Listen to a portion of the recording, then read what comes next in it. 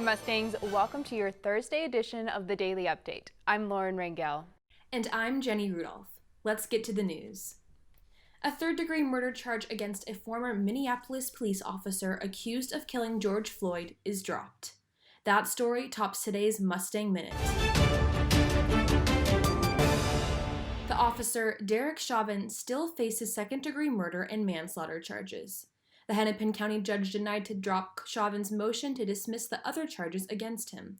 In May, the video of Chauvin kneeling on Floyd's neck initiated protests across the country. The U.S. government is suing Google, and 11 states, including Texas, joined the lawsuit. The Trump administration is suing for alleged harm to competitors of the tech giant.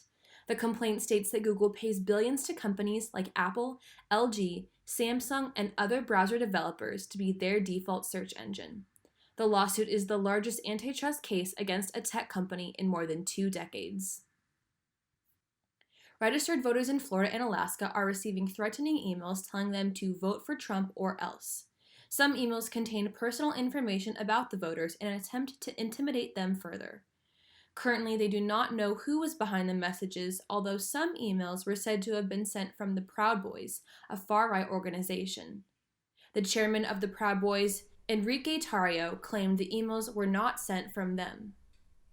Local, state, and federal law enforcement, as well as the FBI, are currently investigating the emails. The last presidential debate is coming up before we know it, and Amy Coney Barrett's hearings are approaching the finish line. SMU TV's Kennedy Hayes and Martha Mills have the latest on everything politics in this week's Real Talk.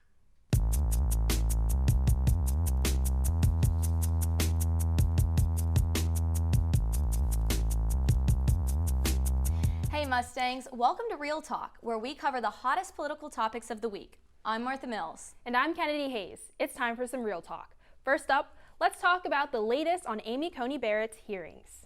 So the Senate Judiciary Committee voted on Amy Coney Barrett's nomination, which passes for confirmation to the full Senate Monday, October 26th. Yep, all 12 Republican members of the Senate Judiciary Committee voted for the Barrett nomination, passing it to the full Senate as expected due to the Republican majority. Now, this committee vote had a bit of a twist as Senate Minority Leader Chuck Schumer and other Democrats threatened to boycott the proceedings due to the rushed nature of the confirmation. This is not a decision the members of the committee have taken lightly, but a Republican majority has left us no choice. We are boycotting this illegitimate hearing. The nomination of Amy Coney Barrett is the most illegitimate process I have ever witnessed in the Senate. As you know, our Democratic colleagues informed the committee last night that they will not participate in the hearing. That was their choice. It will be my choice to vote the nominee out of committee. We're not going to allow them to take over the committee. They made a choice not to participate. A Senate Judiciary Committee meeting is supposed to have at least 2 members of the minority party and 9 members of the majority present to proceed. Schumer's threat came to pass Thursday as not a single Democrat showed up to the committee vote, hoping to prevent the committee from establishing a quorum. Now, this throws some shade on the legitimacy of the committee's vote, as people are asking, did the Democrats have an obligation to partake in the vote? And is the vote illegitimate as 2 members of the minority party weren't present? Those are some good questions, Martha. Some have pointed to a rule that allows the committee to proceed, and to the 7 times the quorum rules have not been enforced since 2006. As the vote now passes to the full Senate for confirmation Tuesday, I guess we'll just have to wait and see how this all plays out. You know, we do kind of have to wait and see. You know, it's expected that the full Senate will confirm her, seeing as it is a Republican majority, but I am interested to see how this whole controversy plays out. Oh yeah, for sure. We'll see.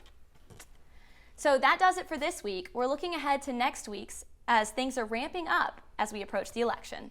President Donald Trump and Democratic nominee Joe Biden take part in the final presidential debate, and SMU is having their final debate watch party hosted by Director of SMU Debate, Ben Voth, on Dallas Hall lawn starting at 7:30 p.m.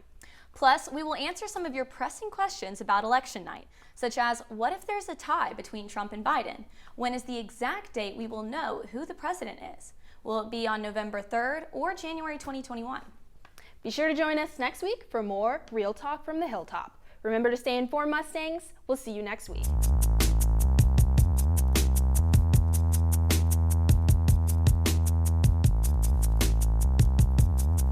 Pope Francis is endorsing civil unions for same-sex couples. This is the first time that the Pope has publicly stated his views on LGBTQ people. The Pope has made the news before related to the LGBTQ community. In Rio de Janeiro, he said the now famous words, quote, "Who am I to judge," end quote, to a gay priest. The statement comes from the documentary Francesco that premiered Wednesday at the Rome Film Festival. As Dallas moves back to red threat level after COVID cases increase, parts of Southern California are experiencing just the opposite. Outdoor shopping centers in Orange County, California are filled with guests wearing masks as cases in the area continue to level out. Unlike Dallas, California shopping areas and public spaces have remained relatively empty and socially distanced over the past few months.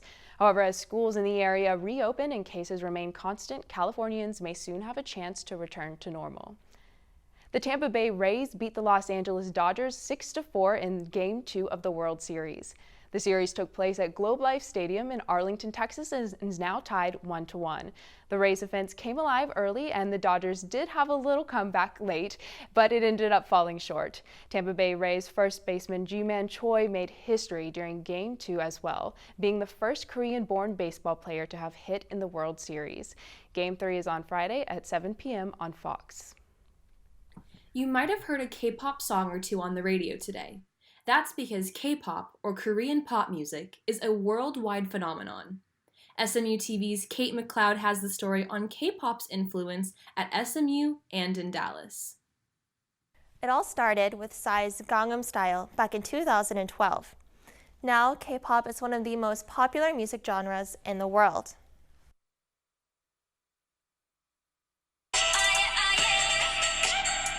K-pop has become a global cultural sensation. Groups such as Blackpink and BTS have broken entertainment records, creating worldwide fandoms. You have fandom names for each K-pop group that you like, and they do a lot of fan service and stuff like that. So you feel like your needs are fulfilled, and that way you're more connected to those people. Factors such as synchronized choreography help K-pop groups gain popularity. Something that's super, I guess, specific or unique to K-pop is that the idols both dance and sing. So I don't think that's something necessarily we've seen in other music genres around the world. To achieve international success, the target audience for many K-pop groups is Americans. It became more popular when the Blackpink comes out because it's target on Western people.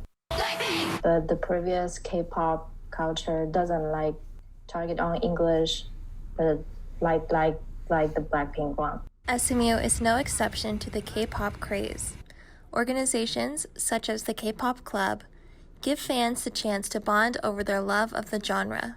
It's like a good way where you get together, bond, learn how to sing and dance, and just have fun. Koreatown in Carrollton has attracted K-pop fans from across Texas to its unique K-pop themed stores. I really like visiting Koreatown in Dallas because it's got lots of cool places to go. I know that lots of the K-pop stores there are quite popular. K-pop has gotten really popular in America. For SMU TV, I'm Kate McLeod. If you're interested in K-pop, the K-pop Club meets virtually every other Friday. And that's your Mustang Minute.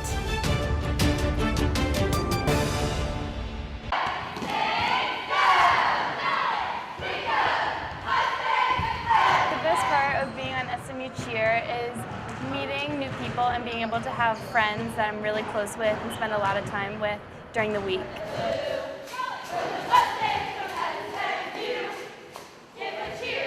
I think the best part about being on SMU Cheer is getting to be on a team that's so good and getting to learn new stunts and new skills and to be surrounded by incredible people.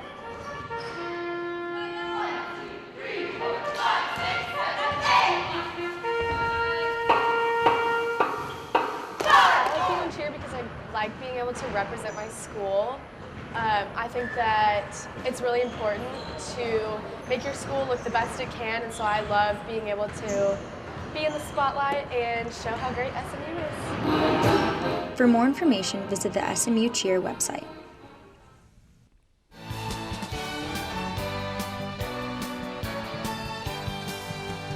Hey Mustangs, I'm Shelby Geist here with your 5-day weather forecast. Thursday's high is in the low 80s, but there are plenty of clouds to keep you cool. It's going to be the warmest day for a while. On Friday, a thunderstorm will make temperatures drop. The high will be in the low 70s, but the low is only in the high 40s. The storm should end by Saturday in time for SMU's homecoming football game, but clouds will keep the high in the low 60s. On Sunday, the high will rise back up to the high 70s, with clouds still covering the sky. By Monday, scattered thunderstorms will drop the high to the low 60s, but there's a chance the weather could get as low as the low 40s. That's your 5-day weather forecast, Mustangs. For SMU TV, I'm Shelby Geist.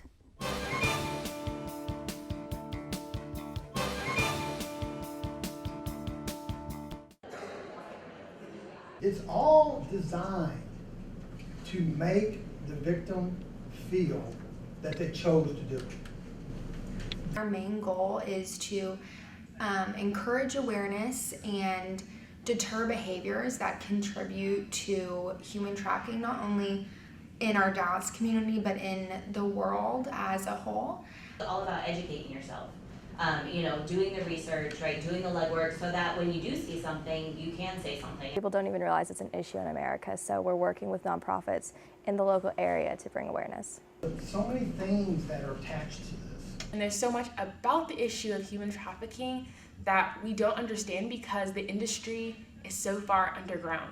And so part of Student Alliance's mission is to kind of bring those underground facts to light.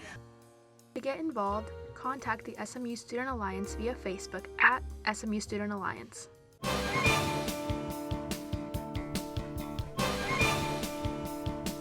SMU's 100th Homecoming Week is bringing together some of the university's most accomplished alumni. SMU Throughout the Ages gave alumni speakers an opportunity to reflect on their time at SMU on Wednesday night.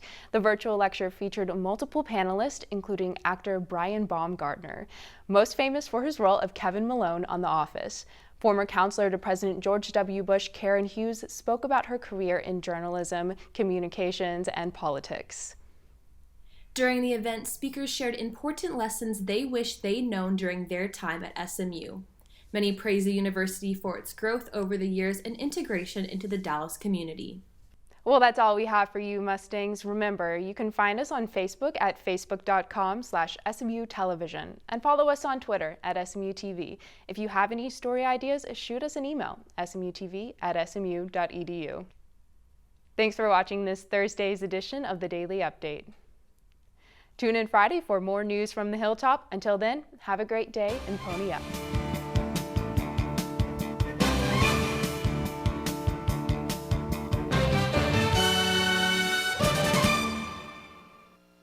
SMU TV and the Division of Journalism want to thank our underwriters, North Park Center in Dallas, Javier's Gourmet Mexicano on Cole Avenue, and Advance ER off West Lovers Lane.